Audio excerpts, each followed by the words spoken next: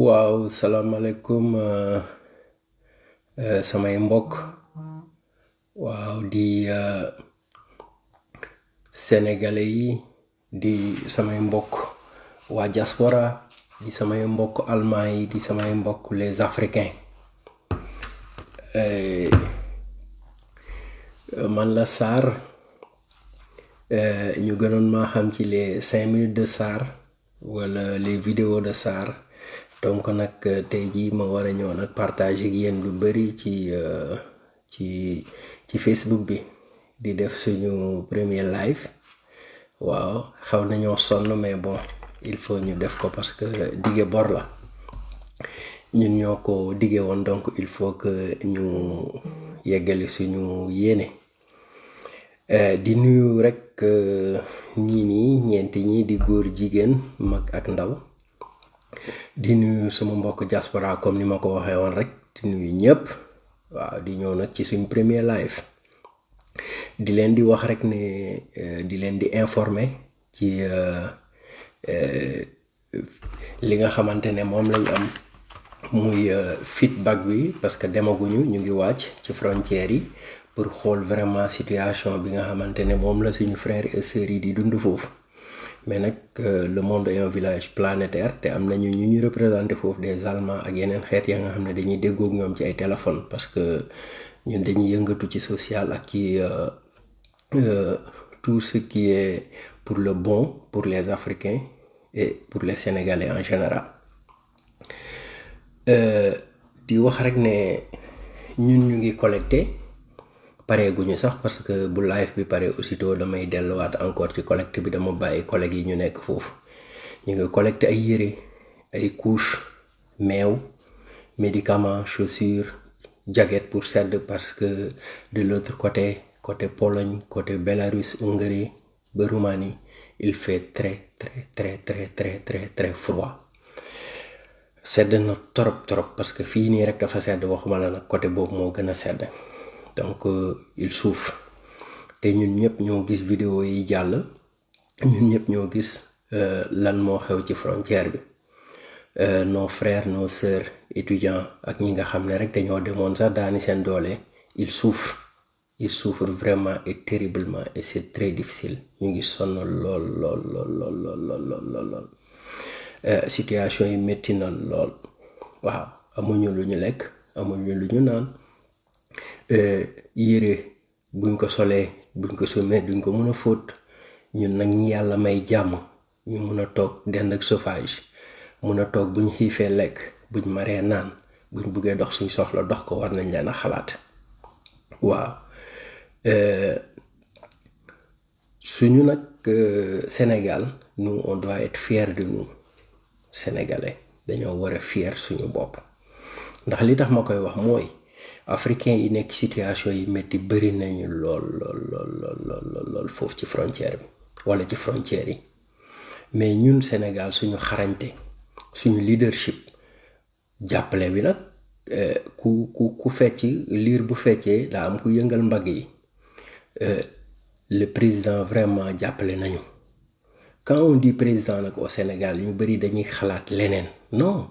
On a le droit de dire s'il travaille, on dit il travaille. S'il fait des choses bien, on dit qu'il fait des choses très bien. Parce que jàppale nañu ci situation yu bëri ba nga xamante ne même ambassade Pologne bàyyiwuñ ko noonu ñu ngi koy jàppale. Collecte bi nga xamante ne moom lañ def wutuñ ci xàjj ak seen. ambassade bi aussi li may jàppale utul ci xàjj ak seen da ciy jàppale tous les Africains tout man damay nekk ci association yu bari fii nii dañ may wax Sénégal def nii seen baaraam ça veut dire que vraiment ñu ngi leen di jàppale et de cela bu émission bi jeexee wala ci biir émission bi sax dinaa leen jox ay numéro téléphone yaa nga xamante ne di ngeen ci mën a follow Flüchtlingsbeirat mooy ñi nga xamante ne ñooy jàppale asile les réfugiés yi dugg fii nii notre président de l'association des Africains bi nga xam moo nekk fii Landshut dinaa dugal numéro am bu ngeen ma jotul bu ngeen ko jotee moom aussi il parle français il est marocain dina leen mën a orienter pour que suñu mbokk yi nga xam ne parce que on vient de me dire que y a 15 ya nga xam ne actuellement dugg nañu ci Allemagne suñu ñëwee fii organiser nañu ba jël benn hôtel ba nga xamante ne dinañ leen fa mën a héberger 14 jours 14 jours yooyu noonu buñ leen héberger dinañ leen jox lekk ak naan le temps que seen quarantaine di jeex mais nag là je parle des étudiants waxuma rek ku gàddu sa saak jógee Sénégal ci nu mu la neexee wala dëkk boo jógee ñëw ne Hongrie nga jógee wala Ukraine loolu dafay yomb je parle aux Sénégalais yi nga xamante ne dañ nekk situation nekkoon ay étudiants foofu noonu ñooñu la ñuy waxal quoi. waaw léegi boo déggee may wax le président Macky Sall ñun dañ ko war a vraiment apporter suñu reconnaissance parce que difficulté yi africains yi am fii nii buñ déggee benn président et pourtant y a des Marocains y a des Algériens y a tout ñun bien que bëriwuñu mais 65 Sénégalais c'est quelque chose ñoo nekkoon Ukraine di jàng ci ñi nga xam ñoom lañu recensé peut-être ëpp na ko mais ñooñu vraiment ñu ngi leen di jàppale ñu ngi leen di taxawu ñu ngi nekk di vraiment di def liñ ci mën ci côté logement côté habillement et tout waaw léegi nag les frères étudiants yi nga xam ne et sœurs yi nga xam ne ñoo nekk ci situation te dugg fii nii ñooñu ku ci oote jotul ma rek dinaa la jox numéro Almana soo ko jotee moom dina la orienter dinaa la jox aussi beneen numéro beneen sénégalais ba nga xam ne aussi moom it jàmbaar la fi muy Lamine Sané bu ngeen ma jotu leen Almana bu ngeen ko jotee moom aussi dina leen orienter waaw léegi nag ñun ay sénégalais lañ gannaaw ba ñu nekkee ay africains ay panafricanistes dañoo dox wër dëkk yu bëree bëri lañ dugg je le dis tout le temps et je le répète il y a un seul continent ba nga xamante ne teguma fa sama tànk mooy Australie te bëgg naa faa dem ndax demaguma fa ba tey bu ko mooy de l'Asie en Afrique de l'Europe aux États-Unis teg na yàlla dimbale na ba ma teg fa sama tànk du suma njàmbaarte mais ndimbalu yàlla la loolu nag buñ gisee loolu yëpp tey jii nii ba pare bugg a toog rek ne tekk bëgg a seetaan suñu dëkk ñu Sénégal nga xam ne Ukraine moo ñu ëpp doole fuuf ëpp ñu population fuuf ëpp ñu lépp la nga xamante ne ñun moom la ñuy ut Ukraine moo ñu ko ëpp parce que dëkk buñ naan am na 8 atomes ya nga xamante ne day produire énergie di produire leneen pour dëkk bi dëkk buñ naan 40 millions d'habitants la dëkk ba nga xam ne ñëpp dañuy daw di jàngi ji foofu ñun yeggaguñu foofu mais yàlla may nañu dara la nga xam ne ñu ngi koy bëgg a perte te mag bu am 100 ans ak xale bu tukk ci 20 pays yaakaar naa sorewuñu te ñun looloo ñu dal nag ñun waa diaspora dañoo tukki gis te liñ gis ci biti dañ ko yéene Sénégal mooy la stabilité la sécurité le respect discipline ak nag accompagner le développement ngir yàlla à mes parents sénégalais à mes frères sénégalais bu ngeen ma gisee may wax ñi ma xam bu bari xam nañ ne tout le temps je suis très souriant mais dama dem ba jaaxle ci sama dëkk tukki terewul a garder sa diine tukki terewul a garder sa culture tukki terewul a garder sa dara et pourtant yéen ñi nekk Sénégal defu leen dara ñun ñi nekk fii diaspora ñoo leen sonal léegi xalifa diine ñu saaga président ñu saaga ministre ñu saaga opposant ñu saaga égal fan lañu jëm ñun waa Sénégal war nañu xoolaat suñu bopp bu baax a baax balaa ñuy taal suñu dëkk bi. Ukraine de am na chance parce que bu dëkkam tàkkee mun na daw dem Pologne wala mu dem Bélarus wala Hongrie wala Roumanie mais ñun fuñ jëm nous sommes entourés par une ceinture de feu ceinture ba nga xam ne fépp ay tàkk Mali Gambie Guinée-Bissau Mauritanie partout ñun ñu nekk ñi nga xamante ne yàlla suturaal nañu sutura boobu nag léegi ñu bu koo foye ci lan dama bëgg a jiite mais jarul xeex jox leen ma defar dëkk bi jarul xeex jaru ko jarul saaga je vois beaucoup de gens yi may saaga des fois ci bloc yi may def ak si les 5 minutes de Sarr damay invité ñooñu mes frères et sœurs yi nga xamante ne dañu rangé wu derrière le clavier di saaga que ne saaga defarul dara saaga defarul dara ki ngeen di saaga xamu leen ko sax mais bu ngeen ko xamoon du ngeen ko saaga parce que man sama àdduna yépp soxlawuma ci ay étage soxlawuma ci ay immeuble soxlawuma ci montre yu cher wala oto yu cher li ma soxla mooy li ma am ma bokk ko nit ñi am nag du alal kese am dafa bokk ci nga xam dara partager ko nga gis luy ñëw te nekkatoo xale nga alerter loolooy am loolu tax nag may alerter di wax ne Sénégal yi ngir yàlla ak yonent bi ñi ko gëm yonent bi ñi gëm Jésus ñi gëm ñëpp di profito sax encore ci carême bi di souhaiter mes parents chrétiens bon carême ku mel ni Moïse Ngom ainsi de suite waaw di leen di wax ne ñun li ñu moom ak li ñu bokk buñ ko taalee fu ñu jëm yow bu nekkee da nga bëgg a yor dëkk dara baaxu fi lu nit defar baaxul mais jéemale jàng ci li nga xamante ne moo fi xew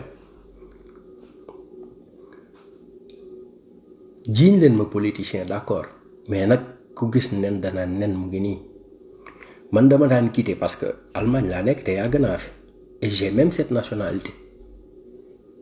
j'ai la double nationalité j'ai fait partie des rares yu am double nationalité fii nii très rare ñi xam Allemagne xam nañ li may wax mais dama daan ñëw vacances war a quitter Dakar pour dem Lac Rose seeti lu ma fa am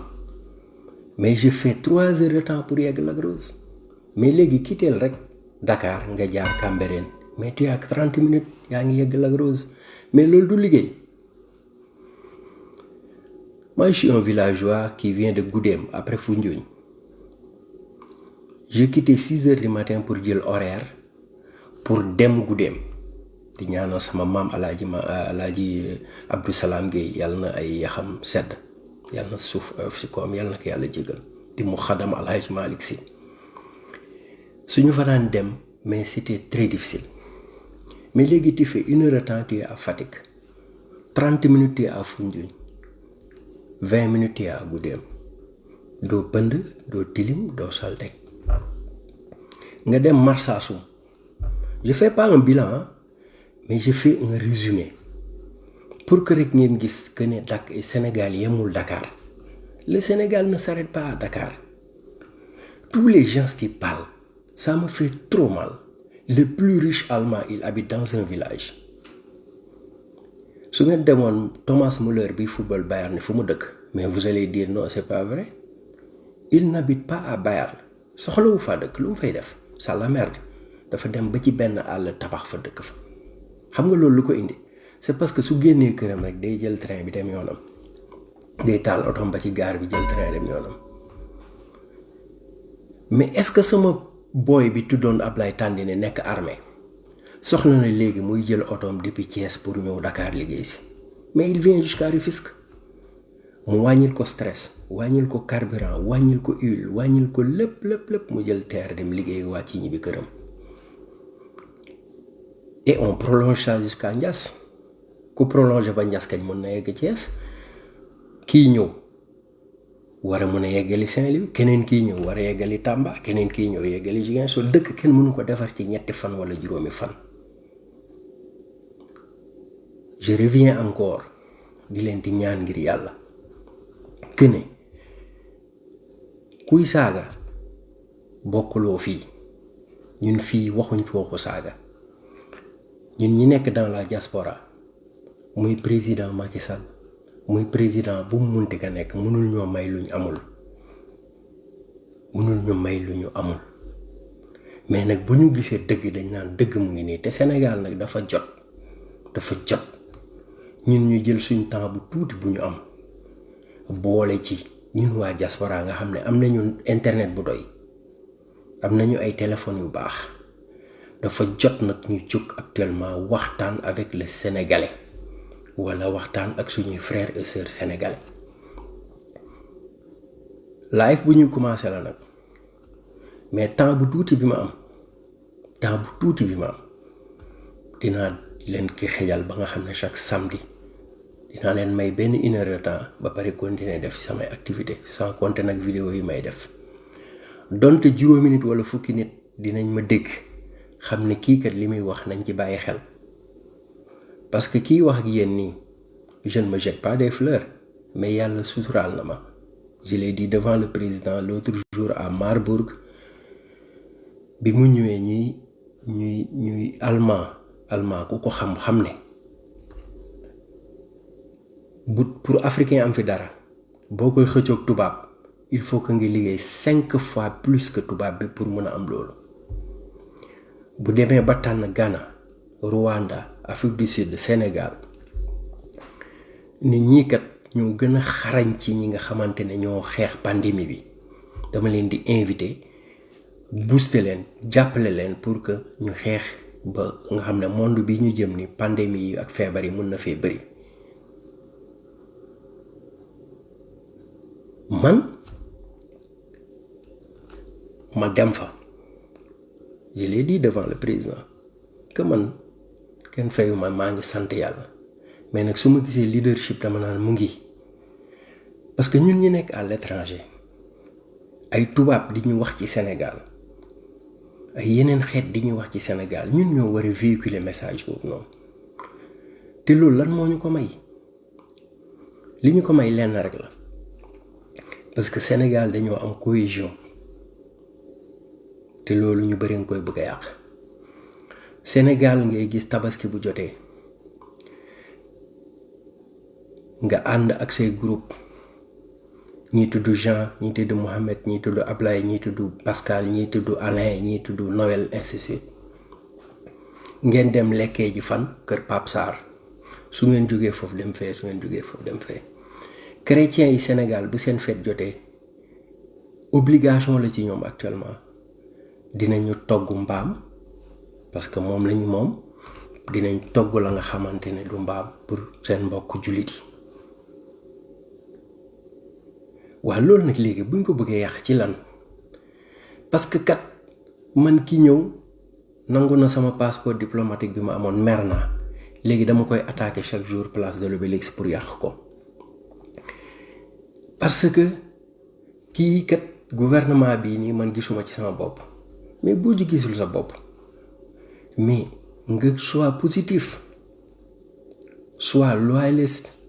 sois un vrai patriote parce que ñu bëri dañ naan patriote te xamuñ ce que c'est la signification de patriote génnal sama buntu kër fii ndax di nga gis mbuus wala di nga gis mbalit déedéet on n'attend rien du gouvernement on n'attend absolument rien du gouvernement moi je suis conseiller municipal ci mairie dëkk bi ma dëkk muy Landshut nga xam ne mooy capitale nii de Bayern je suis conseiller municipal sur l'intégration le sport et la culture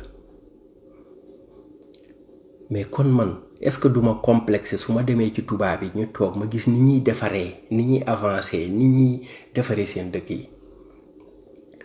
man mii ma toog Sénégal defar ma école publique jàngal ma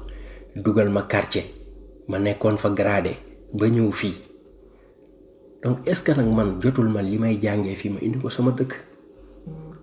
mais su ma gisee ka nga xamante ne tey dara ñoru ko lu dul defar Sénégal dara ñorul ko lu dul ubbi Sénégal mu yaatu balaa ngay ubbi Sénégal nag di ko jaay Maroc ak Algérie ak France ak États-Unis mais ci Sénégal nga ko commencé mooy la voirie loolu mooy premier facteur de développement moo ay yoon ay train ay autoroute ay pont ñu pare mais entre Tamba et Kaffrine il y avait combien de morts par année nga jël hôpital ba nga xamante ne vraiment soxlawul nit ki di dem Dakar nga installé ko foofu mais kii nekkul di liggéey Comme neex nag comme le font beaucoup de gens que je fais promotion ou bien je suis le griot du président. Griot c'est un métier noble hein? Mais nag griot bu sant Sarr moom yaakaar naa kenn gisagu ko waaw. Et je vous dis que mes frères et sœurs, souvent je parle j'ai envie de pleurer moo tax sax souvent may sol ay lunettes parce que damay toog suma xol bi di def na nga xamante ne te mënuma ci dara. li ma mën nag mooy taal suma téléphone jël 1 heure de temps jagleel ko sama waa dëkk pour que ñu xam ne xam naa ne de kiy remplacer président actuel bii nekk fii il n'aura pas beaucoup de travail. ki war a remplacer président bii ñëw liggéeyam du bari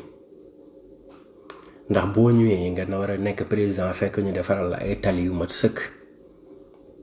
defaral la ay pont defaral la train defaral la ay aéroport defaral la ay stade de football stade de lutte basket ainsi de suite xam nga nu muy mel. ba ma nekkee quartier dama daan togg sama ataaya ba mu ñor mais duma am njëgu suukar mais naa ci def naanaak yëpp ba mu xeeñ nit ki bu ñëwee dina génnee ci poosam 10 dërëm jënd suukar su bëggee naan ataaya. Donc nag je pense que kii di ñëw xaw ma ku muy doon ndax nguur moom yàlla rek la nit xëccoo na ba sonn ti jotu ci yàlla kese moo yor nguur te mooy fal ki ka neex. ni ñu tiitaroo suñu Sénégal et tiitaroo suñu Sénégal nag weesuwul ki nga xamante ne ñun ñoo jël 68% jox ko ne ko yow lañu gëm jiite ñu mais lu fi indi xuccoo ak yàkkamti bàyyi leen ko mu pare yéena ko fal de su paree ba nga xamante ne moom léegi dafa yor siffleem nag ne man mii damay arbitrer léegi jeexal na ku fi yàlla teg nga jéem a def ni moom su mënul yokk nga yem ci moom bañ a wàññi mais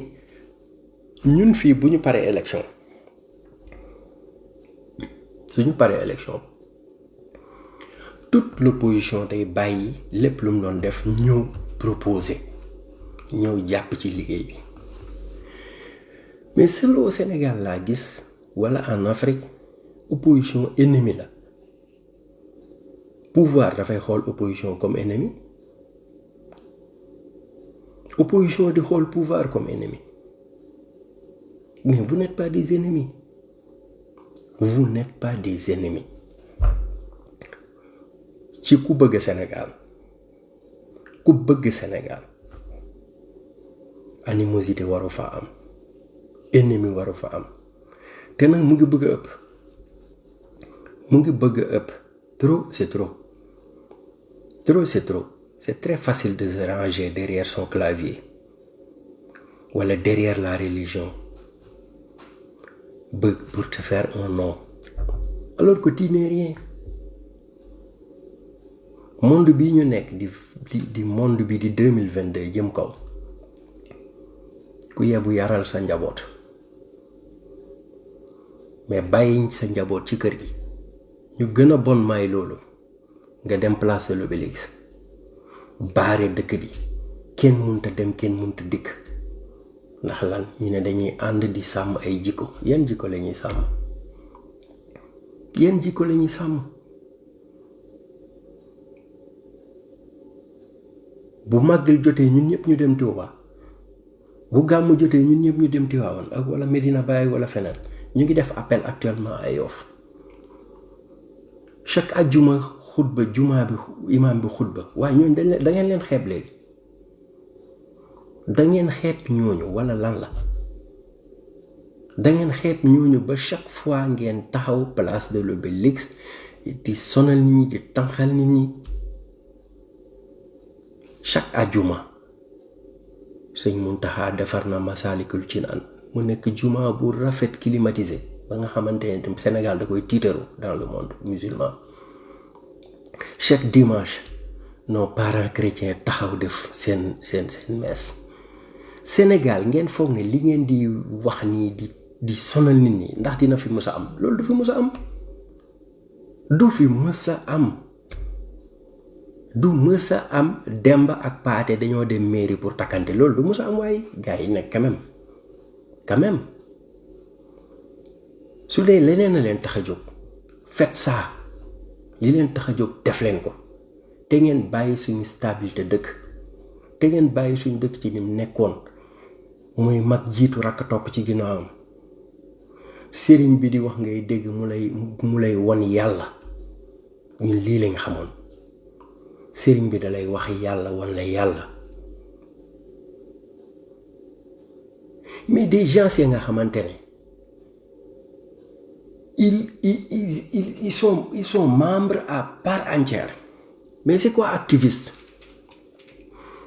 Activiste mooy ka nga xamante ne il est neutre. Il contrôle, il suit ce que c'est que le gouvernement. Ba pare nag di bàyyi xel opposition. Mais toi tu es activiste. Yow ki fi nekk peut-être li muy def neexu la. Mais tu choisis quelqu'un ou bien tu choisis 2 ou 3 yi nga xamante ne nga ne ñii nag ñoom ñooy wasalaam ñii ñooy le top koo falagul xamoo ko suma gaay koo falagul xamoo ko sama maam da doon wax mu ne nit ki tànk amul xaalis mënoo ko xam nit ki tànk amul soxna mënoo ko xam nit ki tànk falul mënoo ko xam man nag samay live duma saaga duma xastaate mais nag ñi may déglu buñ dégloo dinañ xam ne kii di wax nii dëkkam moo ko ñor te dëkkam la bëgg mais un pays ba nga xamante ne le président est élu à 68%, il n'entend plus président, on l'appelle directement à son nom, directement. Mais où est le respect? Où est le républicain? Où est le patriotisme? Mon grand frère bu ma doon wax de mu ne su sa mag ñi waxee nga saaga leen jaay leen dënn bu rëy bés boo màggee say rakk won la ko. Donc nag si on ne respecte pas notre président, si on ne respecte pas nos institutions, ñun fan lañ jëm Sénégal? Institution yi du ab policier bu taxaw sultani wala gendarme ñooñu am nañ lu leen di défendre parce que ñu ngi ak seeni matraque ñu ngi ak seen doole ay xale lañ. Mais tous les gens ils restent derrière leur clavier et ils sont de la diaspora di saaga sëriñ si di jaxase jullit ak catholique. À quelle fin? Sama papa wala sama maam imam di ko de tey jii bu mu noon dellusiwaat bañ a organiser rassemblement yooyu mu doon def Bamako dina ko def ndax ba mu koy def xalaatuloon ne fii la jëmee ba Mali. ba mu koy def xamuloon ne fii la jëmee Mali. dëkk kenn du ko tabax ci fitna. dëkk kenn du ko tabax ci fitna non non non. mais projet xanaa nag booy tabax sa kër sax di nga jënd terrain soo paree dem légaliser ko au niveau inspecteur domaine soo paree foofu noonu nga gas plan soo ut plan fondement commencé tabax ndànk-ndànk ba mu jóg te kër rek laa la wax lu toll ni tout un pays di Sénégal mais ngeen bëgg kut yàpp ban dëkk ngeen dem ba nga xam ne amul chômage dans le monde ban dëkk moo amul pauvreté dans le monde ban dëkk mais dites-le moi bind leen ci suuf bu leen neexee ngeen commenter ban dëkk ngeen dem dans le monde dëkk ba nga xamante ne amul mbënd waay Allemagne ak bëri doole te daaw ñaata moor lañ am fii ban dëkk ngeen dem ci monde bi ba nga xamante ne rek ñëpp a tolloo même niveau ñëpp a avancé ñëpp a kii ñun nag ñu am li kenn amul muy jàmm ak salaam ak yar ak respect nekk dëkk diine quand je le dis il y a des gens même qui parlent de tort à travers naan jullit mais jullit mooy lan chrétien bi c'est un jullit parce que chrétien bi day julli ji mooy dem jaamu yàlla loolu jullit la mais depuis que ñu commencé la promotion de la médiocrité au Sénégal quand je le dis promotion de la médiocrité mooy lan mooy Sénégal dañoo léegi jël benn affaire bu ko def doctrine mooy saaga mooy xaste mooy jamais merci même léegi ñun ñi nekk fii sax bu ñu jëlee 100 € yónnee ko Sénégal sax duñu wax merci mais dites merci au président ça je vous le dis dites le merci kii wax ak yéen nii nag muy man mii je le dis et je le répète man képp ku bëgg Sénégal ma bëgg la donc jiiñ leen ma pro Macky amul problème mais ku bëgg Sénégal ma bëgg la ku taxaw Sénégal ma taxaw la et loolu laa gis ci moom te loolu nag ka nga xamante ne dëgg rek ngay wax te yàlla rekal dëgg rek la ñor mais lan ngay wax leneen lu dul loolu lan Sénégal léegi kenn ñemeetut a wax Sénégal léegi am na sant ba nga xam ne kenn ñemeetu ko fa tudd mooy Sall mais nos parents journalistes sont devenus maintenant parti politique télé boo dem rek xam nga ban parti la bokk mais est-ce que loolu la fi Papa Sidi Lamine Niass bàyyi woon Papa Sidi Lamine Niass bàyyi fi woon loolu te ku fiy ëpp fit moo la ko ëpp ku fiy nekk activiste du sa morom yéen vous faites des collectes pour avoir 300 personnes pour am fitu dem Obélix lui il partait à la place de l'indépendance lui seul nit ñi fekk ko fa te ak a yaru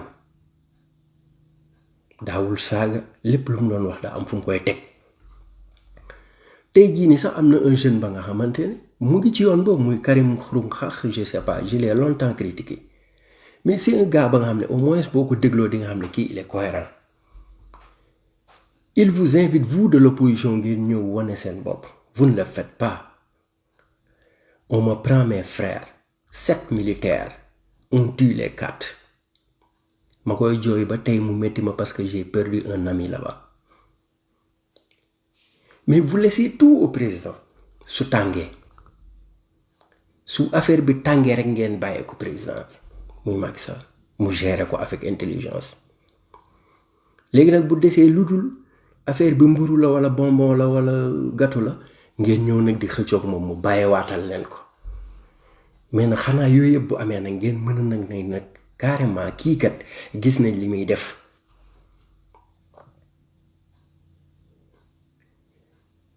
ñun ñi nekk fii di Allemagne te di wax yàlla rek tax ñuy wax xam nañ ne nous sommes respectés et nag ma xamal leen benn affaire soo demee vers l'Arabie Saoudite et ainsi de suite ñu la on respecte le Sénégal suñu diinee tax nga dem vers Rome ainsi de suite ñu la ñu on respecte le Sénégal c'est le Sénégal en Afrique de l'Ouest mooy pays bi nga xam day amandoo ñaari cardinal kii est sama papa Théodore Adrien Sarr Hyacinthe Thiandoum mais demal beneen dëkk gars yi soyez fiers de vous tiitaru leen te xam ne sénégalais du tukku tuuti le sénégalais n'est pas un petit le sénégalais est grand le sénégalais est intelligent le sénégalais est beau ñun ñi nekk fii de respect bi ñu am ci ñun est-ce que suñuy doom dinañ ko am foo ne sénégalais nga dañ lay jox cër. Est-ce que suñuy doom dinañ ko am buñ continuer ci voie bii ñu nekk nii?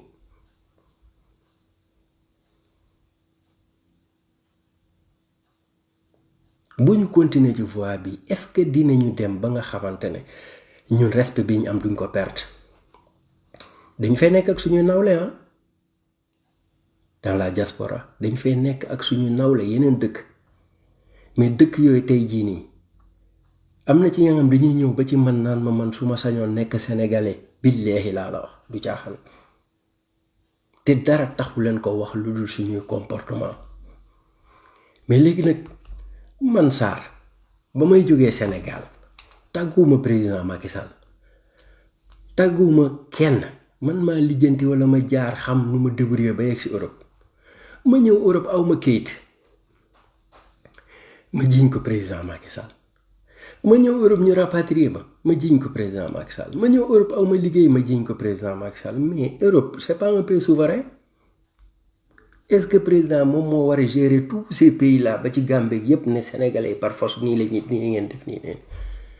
soyons cohérents gars yi. gis nga ku wàcc sa ànd boo dem fekk borom toog fa te moytul mu nekk jaan ñàngoor.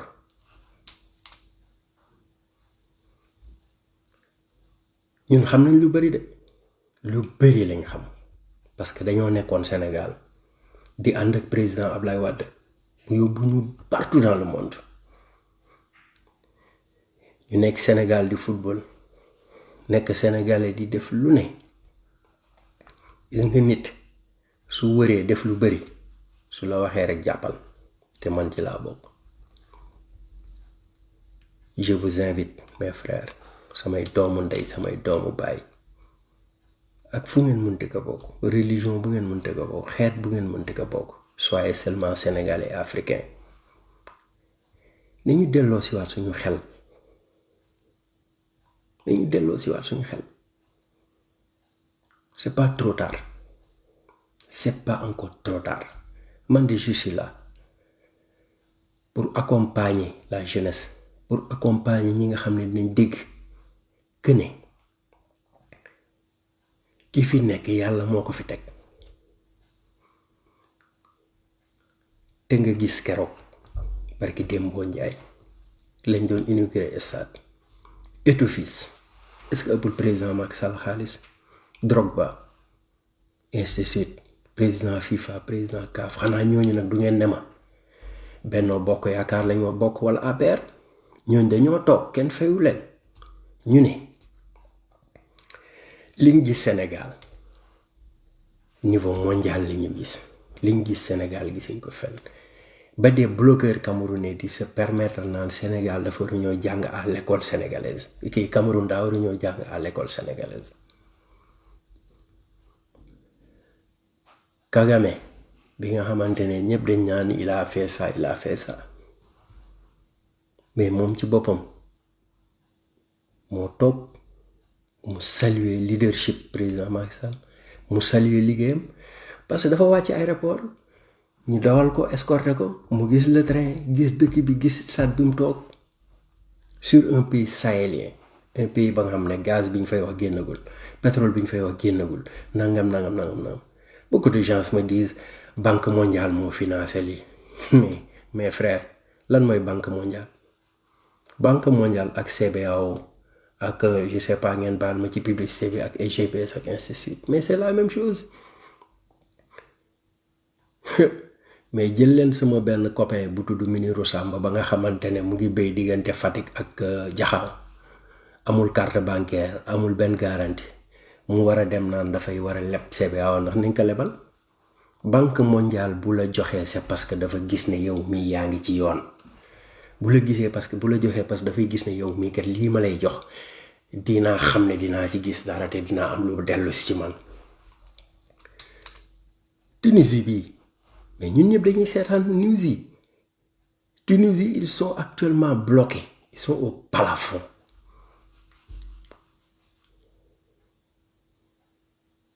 nga dem yeneen dëkk yu dul jeex, ils sont dans des difficultés extraordinaires.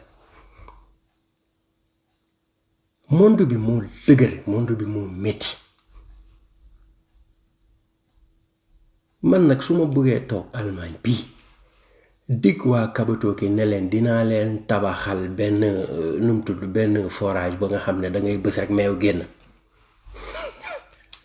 mais ngeen war a xam ne waaw waa ji moo mën a kàcc. monde bi moo doy waar. Europe fii mais loo daan jënd 50 € mu fees sa chariot nga yóbbu sa kër lekk ci une semaine léegi il te faut 100 €. yéen moment bi nga xamante ne ñun Europe ñu ngi yokk Sénégal di wàññi mais ngeen foog ne loolu dafay jógee ci poosu président Macky Sall déedéet. li muy jiiñ Aliou Cissé naan que El Tactico c'est lui El Tactico moom moo xam ni muy gérer pour mun a génn ci yooyu. mais wallaay ku fi yuuxu entraîneur la ba jox la l'équipe Sénégal wax ma la équipe Sadio Mané de le Sénégal di nga tëgg làmb. au moment où monde bi ñu nekk actuellement nu mu méttee nu mu difficile adduna bi ñu nekk nu mu terrible nu mu jaxasooyee ku fi xëccul roi des arènes pour gérer Sénégal billahi di nga ko rëccu.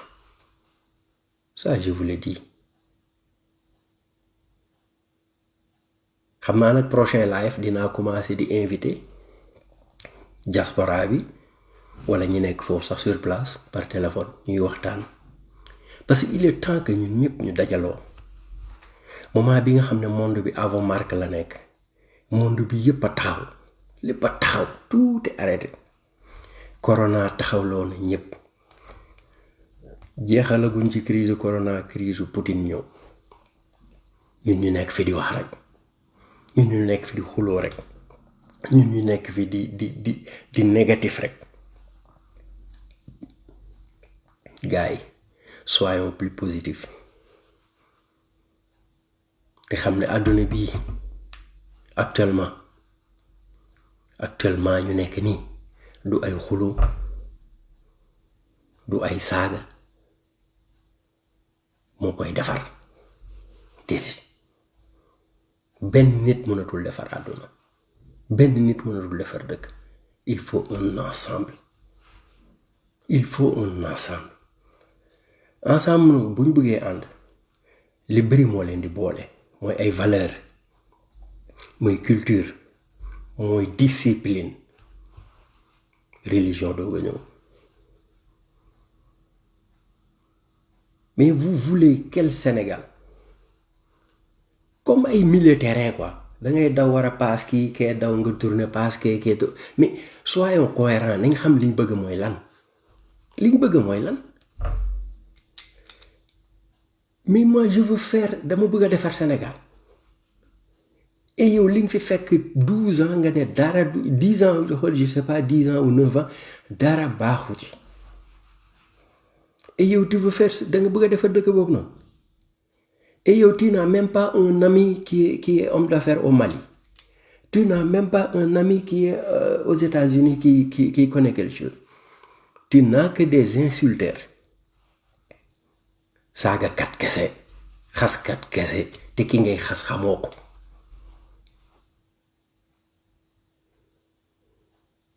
nañu respecter suñu bopp, respecter suñu ñii ñu am nii. catholique bi am ko ci ginnaawam. ñu respecter suñu culture mooy la teranga bi ñu xamee woon muy Sénégal. ñu avancer ensemble. la diaspora amaat fitu ñoo investir Sénégal.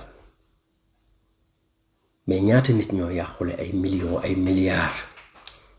au mois de mars passé. ñaata nit. ndax lan ba tey kenn mënu la wax lan la. ku nekk rek dafay yuuxu rek ku jël sa micro naan lii la kenn mënu la wax c'est quoi. li ngeen yàq kan moo ko moom. ñun ñoo def ay prêts fii, ay prêts bancaires de 60 000 €, de 100 000 €, ainsi de suite. tijji fa ay suñuy bagage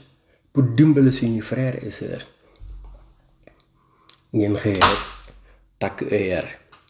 comme le disait mon ami Mamadou Diagne ñëw rek bombarder je casse tout c'est l'État qui paye mais qui est l'État? Qui est l'État? Le TER là ngeen gis nii ngeen foog ne président Macky Sall dina ci duggaat 10 ans wala 20 ans. Un homme qui a 60 ans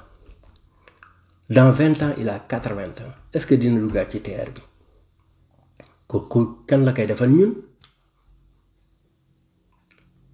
Les autoponts ngeen di gis les autoroutes ngeen di gis ainsi de suite est-ce que sama papa Ibou Ndong dina ci duggaat lu ma 30 ans déedéet fii ak 30 ans day toog këram yor kurusam di jàpp di ñaan yàlla. Donc kan lañ koy defal yéen ak ñun man sax peut-être léegi ma génn ci zone boobu noonu kon yéen lañ koy defal la jeunesse de mon pays. Man de maa ngi leen di ñaan que ku nekk fa nga toog tàccul sa bopp et fier d'être sénégalais képp fu nga toog rek tàccul sa bopp nga fier d'être sénégalais man de je suis fier d'être un sénégalais je suis très fier d'être un sénégalais et sénégalais nag du caaxaan nekk sénégalais du caaxaan billahi wallahi taala nekk sénégalais du caaxaan ñun ñi tukki ñëw fii intégré leen dàq leen fuuf li ñuy def gën leen bëgg fi ñu nekk fii Allemagne doo fi gis ba dajeek sénégalais buñ naan acam déedéet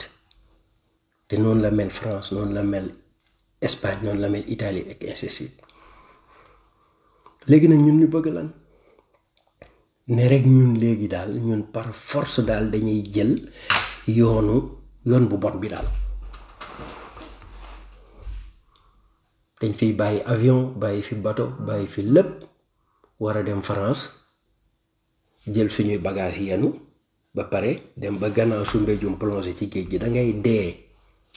doo yegg France da ngay dee tu vas mourir pour nag loolu yàlla dimbale ci musal la ci sama gaay je le dis et je le répète encore on a un grand on a un leadership waaw on m'appelle depuis Mali là waaw attends tuuti waaw jàmbaar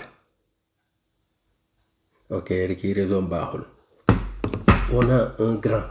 a un leadership te quand on vous le parle ñun ñii di wax ak yéen kenn gënuñoo bëgg Sénégal man de kenn gënuma bëgg Sénégal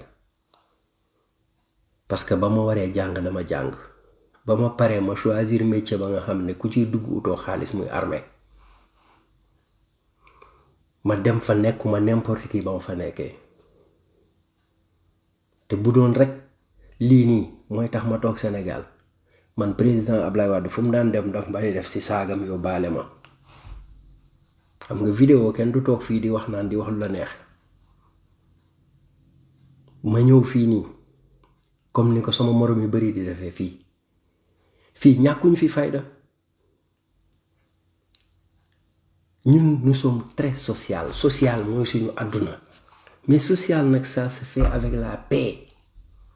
bu jàmm amul nooy sociale et pourtant ñu bari dañuy critiquer le président ndeysaan te xamuñ ko xam nga lan la ma tontu keroog à Marbourg lu nekk sama bopp bi di ci def musique ba tey mu ne ma Sarr ma ne ko mu ne ma dëkk kenn du ko defar ci 2 fan wala 3 fan mu ne ma li nga ma wax parce que yi lay di man dama wax man li may wax man je suis cohérent man ku taxaw ci àdduna bi ma wax ak yow parce que li Trump am man jombuma Trump gëmul yàlla gëmul yonent gëmul Jésus te avion bi muy dawal or a ci nekk man mën naa ko am yow mën nga ko am soo gëmee sa bopp mu ne ma Sarr dëkk daa am fu ñu ko jëlee bañ koy jël xamoo nuñ ko jëlee ma ne ko déedéet mu ne ma bañ ñëwee fañ koy jëmee aussi ñu bëri xamuñ ko te kenn mënu ko defar ci 2 fan wala 3 fan mais c'est ce humble gars et pourtant on le taxe de n'importe quoi. Man nag je suis pas son avocat mais de tant que mu ngi fi mu teg tànkam dina ma jaral chaque samedi ma toog 1 heure de temps jàkkaarloog yéen di waxtaan. ku ma ci saaga baal naa la ku ma ci mere baal naa la ku ma ci xas baal naa la mais balaa may tagg président wu jàmbur tagg sama bopp. Sénégalais yi nag balaa may bëgg a dee rek ñuy tagg Kagame te man ma nekk ak ay Rwandais chaque jour ñu ñëw fi wala ma dem seen kër yi. balaa may tagg keneen tagg sama bopp et je suis fier, je le dis, d'être un Sénégalais parce que sama président defal na ma la nga xamante ne ci diaspora bi fu ma dox dama am fitu takk sama buntu kër drapeau Sénégal. loolu nag du leen comme le dit Karim Xurum Xax nee na du leen du dul politique du lu bon. politique mooy tax ñu xam sa réew dara du tax ñu xam sa réew lu dul politique.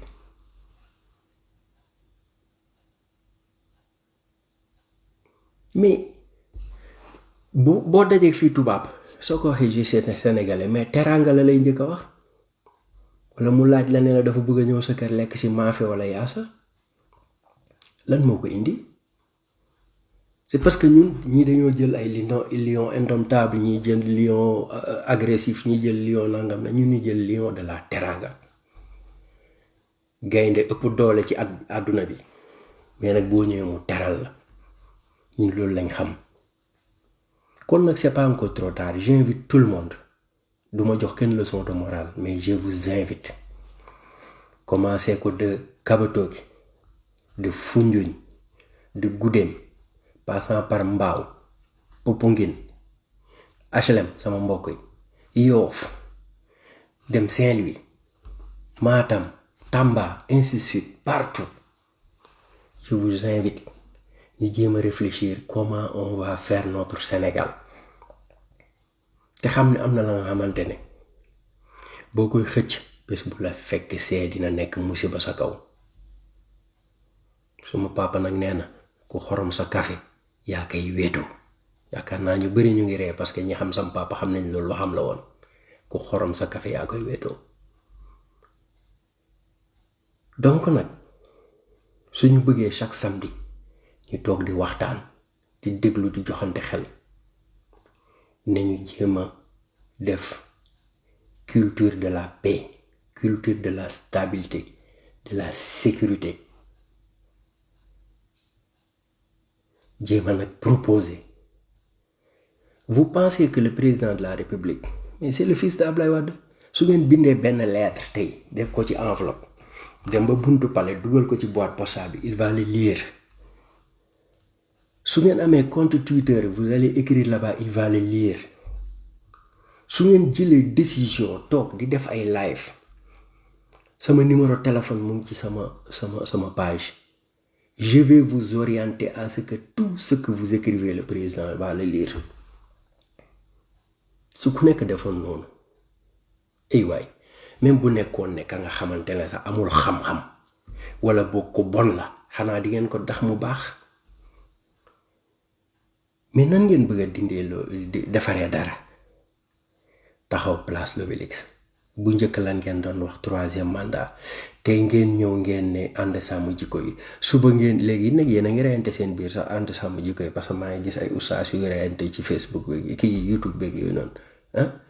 léegi ngeen di lan encore je sais pas chaque jour ngeen créé benn affaire lan mooy M2D barki dem moo njaay M2D ngeen fi waxoon M2D lan la def actuellement. Un haut-parleur qui veut être ministre de l'éducation envahir télé yëpp la envahir. Il s'est dit que lui il est là pour société civile, pour la stabilité du pays. M2D ba mu paree léegi instant yi législatif lay lijjanti pour nekk député gars yi soyez très intelligent bàyyi leen xel ci li ma leen di wax. Beaucoup de gens parlent. Il y a des gens qui ont parlé ba nekk ay maire ba ñu nekkee maire xamuñu nan la ñuy sax bindee benn tweet xamuñu sax nan la ñuy créer un budget xamuñu sax nan la ñuy créer benn projet. Ils sont paralysés. da ngeen di fal ñu ngeen xamul. Évitez les gens qui parlent beaucoup. ku nekk gëm sa bopp xam ne yow rek mën nga développer ton pays.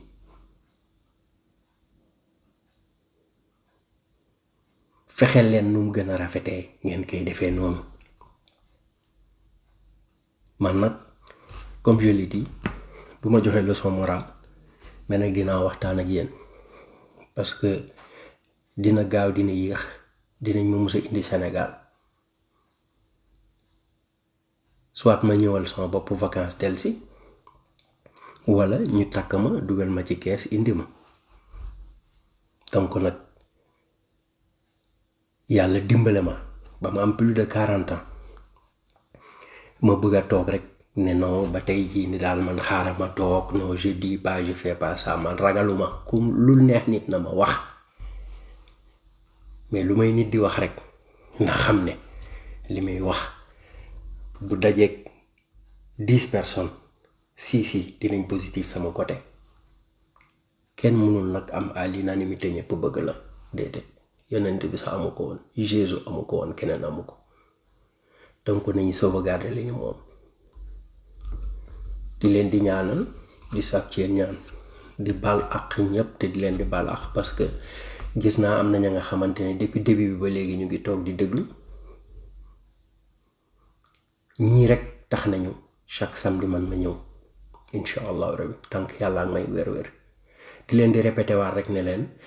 dinaa bind numéro yi ak adresse yi ak contact yi nga xamante ne pour suñu mbokk étudiant sénégalais ak africain yi nga xam ne am nañ carte étudiant Ukraine pour que bu ñu ñëwee ñu rapproché wu ci ñun ñu orienté leen loger leen pendant 13 à 14 jours seen quarantaine jeex ñu jéem a jël seen carte étudiant xool ndax dinañ leen mën a jàppale pour que ñu continuer seeni études. lii mooy Sénégal dimbalante jàppalante ku gën a xam sa morom won ko ku ëppale sa morom may ko ci ba pare nag di wax jërëjëf loolu lañ xamoon ci Sénégal. là nag vraiment je le dis et je le répète président Macky Sall fi nga teg sa tànk bu ko wàcc continue et fonce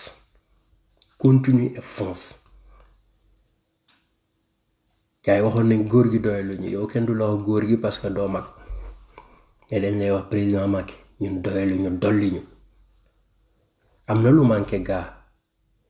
mais nag ne ñu góorgóorlu ba loolu manqué président am jàmm am salaam dëkk bi am stabilité am sécurité pour que moom mu def lim man bu demee keneen kii ñëw def lim man jërëjëf peace and love.